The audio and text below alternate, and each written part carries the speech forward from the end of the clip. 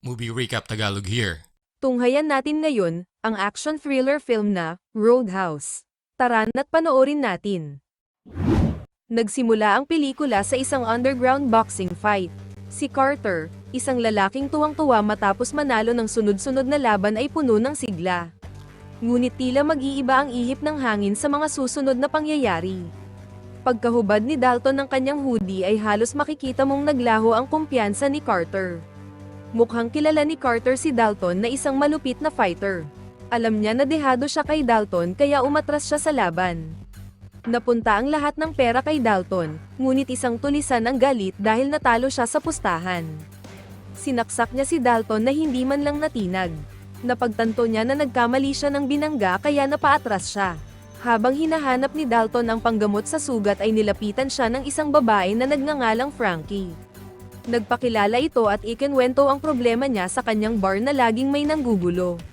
Walang nagagawa ang mga alagad ng batas kaya inalok niya si Dalton na magtrabaho bilang bouncer sa sweldong $5,000 kada linggo. Hindi siya interesado sa alok ni Frankie at ni-refer si Carter. Sa huli ay binigyan siya ng may-ari ng bar ng calling card sakaling magbago ang isip niya. Wala siyang cellphone, tirahan at bulok na ang kanyang sasakyan. Mukhang pagod na siya sa buhay. Sa mga sandaling iyon ay naisip niyang magpasagasa na lang sa tren. Ngunit nang magbago ang kanyang isip ay hindi na umandar ang sasakyan niya at nabundol ito ng tren. Sa kung anong dahilan ay nakaligtas si Dalton. Naisip niya na ang alok ni Frankie ang magbibigay sa kanya ng panibagong simula ng kanyang buhay. Pinuntahan ni Dalton ang bayan ni Frankie sa Florida at doon ay nakilala niya si Charlie, isang batang babae na nagmamay-ari ng bookstore. Nakilala niya rin ang ama ni Charlie na si Fred. Itinuro ng mag-ama sa kanya ang daan patungo sa bar. Sa wakas ay narating ni Dalton ang bar na ang pangalan ay Roadhouse. Pagpasok niya ay nakilala siya ng waiter na si Billy na nagsabing isa siyang tagahanga niya. Tahimik ang lugar at nabanggit ni Dalton kung gaano ito kapayapa. Napangiti lang ang baristang si Laura. Alam niyang di magtatagal ang katahimikan. Di siya nagkamali dahil makalipas ang ilang sandali ay nagkaroon ng away. Hindi umawat si Dalton at hinayaan lang muna ang mga kasama niya na palabasin ang mga nanggugulo. Pagsapit ng gabi ay dumating ang isang grupo ng mga biker. Alam ni Laura na mas lalala pa ang sitwasyon.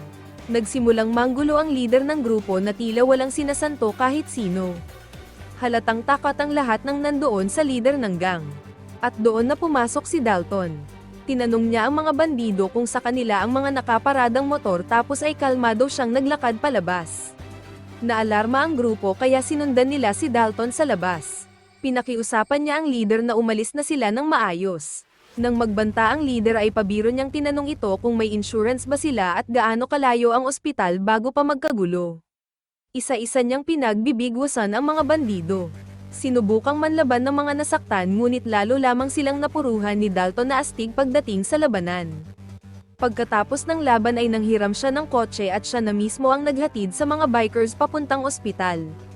Sa ospital, isang nurse na nagngangalang Ellie ang sarkastikong tinawag si Dalton na basag ulo. Nang makita niyang may sugat si Dalton ay inalok niya itong gamutin. Natanong niya si Dalton kung nananalo ba siya sa laban. Nagsabi si Dalton na walang nananalo sa isang laban. Habang paalis si Dalton ay may ilang bandido na nagsimulang manmanan ang mga kilos niya. Pagbalik sa Roadhouse ay ibinigay ni Frankie kay Dalton ang kanyang sahod. Hiniling ni Dalton na tumira sa lumang bahay na bangka. Pumayag si Frankie at nagbirong mag-ingat siya sa mga buwaya doon. Kakain na yan!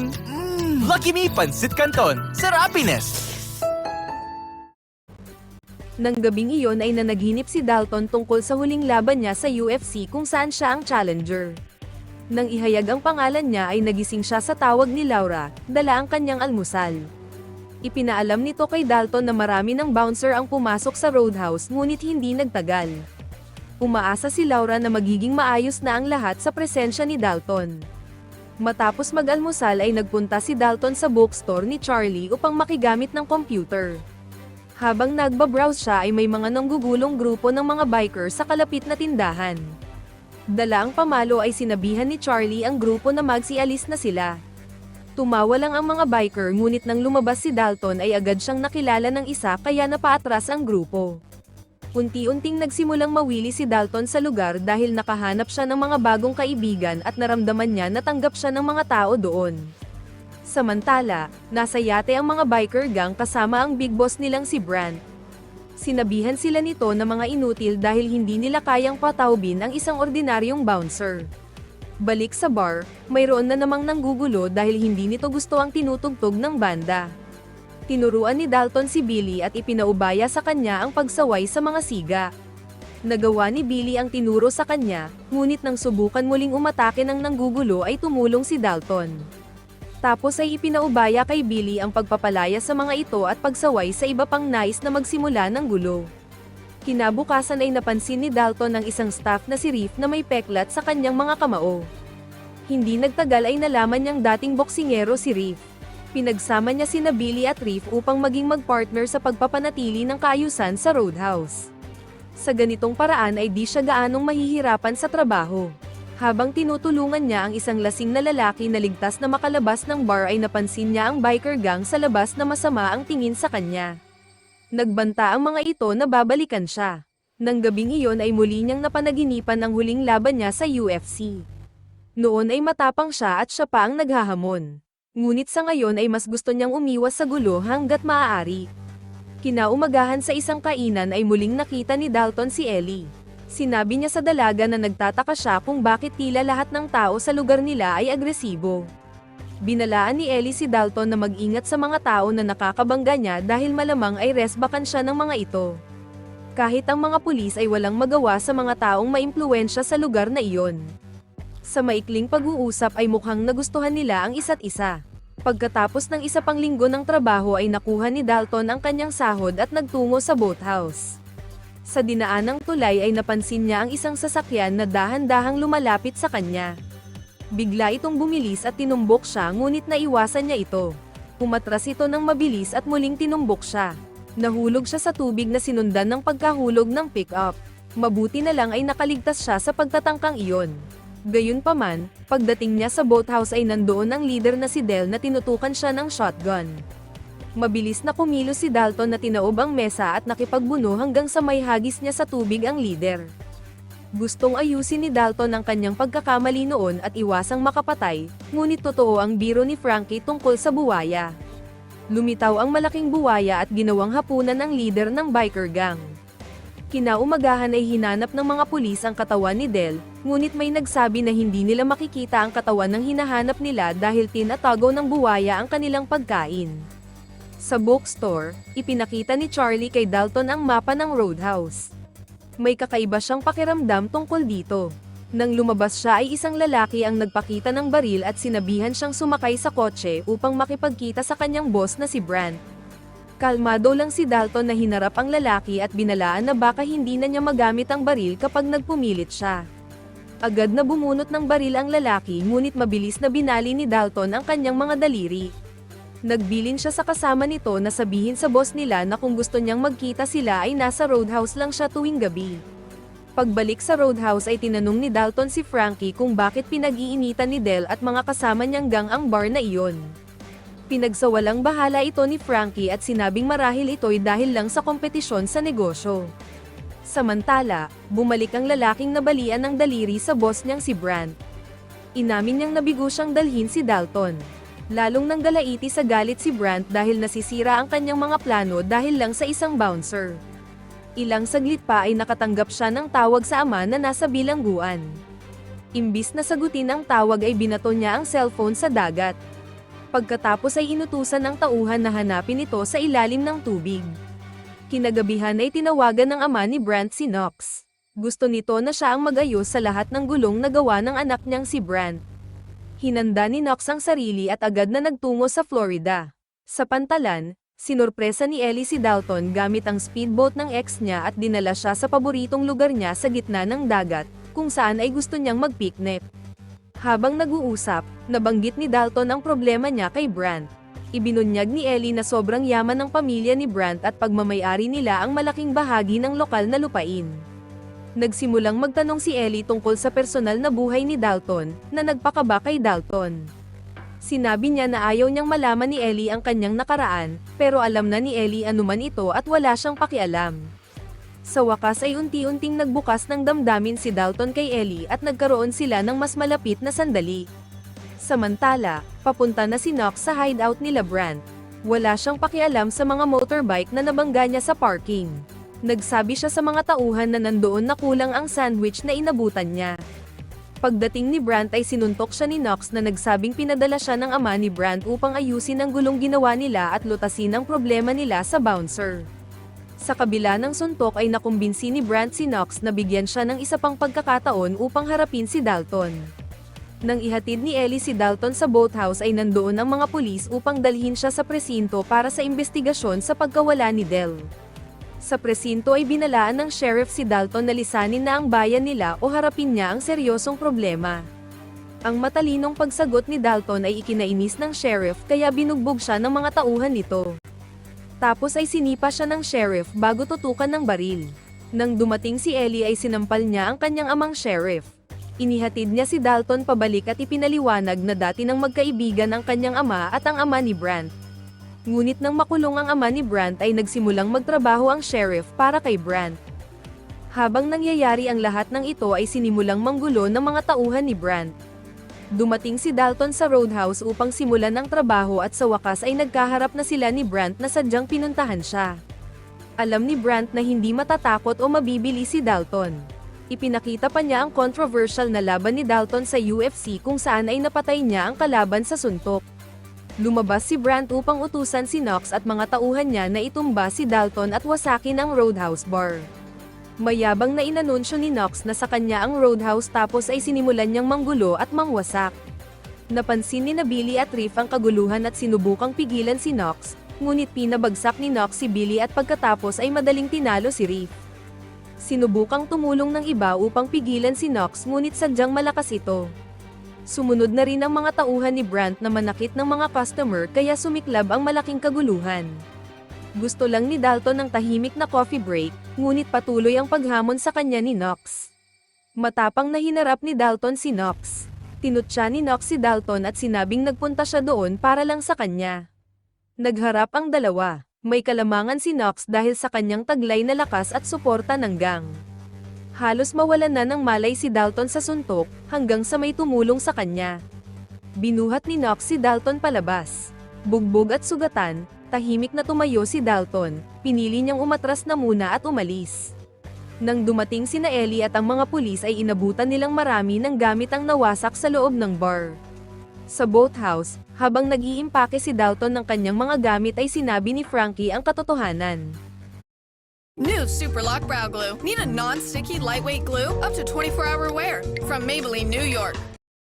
Gustong sakupin ni Brandt ang roadhouse na pag-aari niya upang magtayo ng isang malaking resort ngunit tinututulan niya ito. Tinanong siya ni Frankie kung takot ba siya kay Knox. Umamin si Dalton na takot siya pero may dahilan siya na hindi maiintindihan ni Frankie. Samantala, ipinaalam kay Brandt na buhay pa si Dalton habang nakatitig siya sa kanyang ipapatayong resort. Papunta si Dalton sa sakayan ng bus, nadaanan niya ang bookstore ni Charlie na nasunog. Sinabi sa kanya ng mga bumbero na dinala si Charlie at ang kanyang ama sa ospital. Dahil si Charlie ang unang taong naging kaibigan niya sa lugar na iyon, nagpasya siya na hindi siya maaaring umalis ng ganon-ganon na lang. Dumiretso siya sa hideout ni Brandt at natagpuan niya doon ang isang tauhan. Ipinaalam niya sa bandido na isang malaking pagkakamali ang pagsunog nila sa bookstore ni Charlie. Agad niyang sinuntok ang lalamunan nito kaya hindi na ito makahinga at tuluyan ang nahulog sa pool. Nagsabi si Dalton na takot siyang makapatay ng tao kapag sukdulan na ang kasamaan nito. Nakita ng bandidong biker si Dalton na isinasakay ang kasamahan niya sa pick-up. Sa takot na siya ang isunod ni Dalton ay agad niyang sinabi kung saan at anong oras matatagpuan ang boss niyang si Brandt.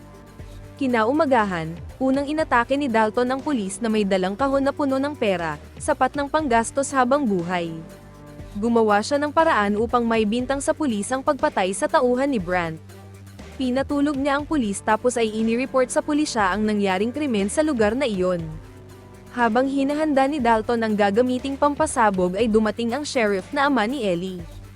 Sinabi niya kay Dalton na kinidnap ni Brandt si Ellie at papatayin ito maliban na lang kung ibabalik ni Dalton ang pera. Duda si Dalton ngunit pumayag na makipagkita din dala ang pera. sakaling totoo ang banta. Kinuha ni Dalton ang speedboat sa ex ni Ellie na pulis sa mismong harapan nito. Naligaw si Knox sa hideout ni Brandt ngunit wala ni isang tao doon. Sa yate ni Brandt, nagpapahinga ang sheriff, na sinasabing kasinungalingan ang sinabi niyang pagkidnap kay Ellie, hanggang umamin si Brandt na totoo ito. Nagalit ang sheriff na tinutuon ng kasabwat niya ang pagkidnap sa kanyang anak. Galit na galit si Brandt kay Dalton dahil palagi siyang humahadlang at ang gusto niya lang ay makuha ang pera niya. Maya-maya lang ay natanaw nila na paparating si Knox. Nagkaroon si Dalton ng pagkakataon na pasabugin ang dalang pampasabog.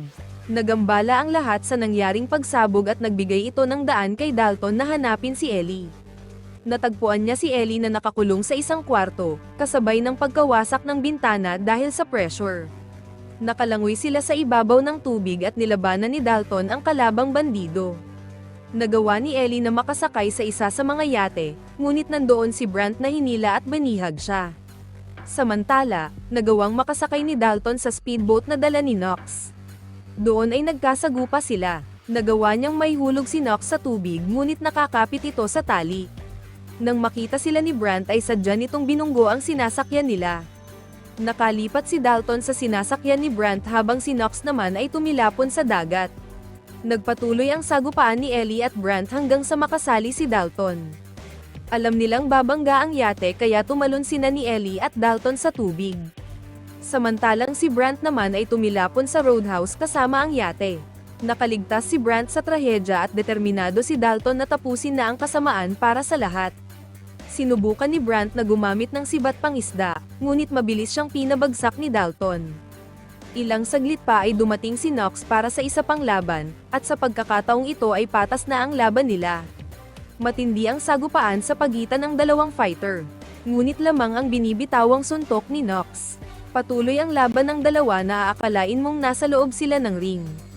Nagawang ma-headlock ni Dalton si Knox ngunit nagawa nitong masaksak siya sa tiyan. Nang muling sasaksakin ni Knox si Dalton ay sumigaw si Brandt at galit na inutusan siyang patayin si Dalton.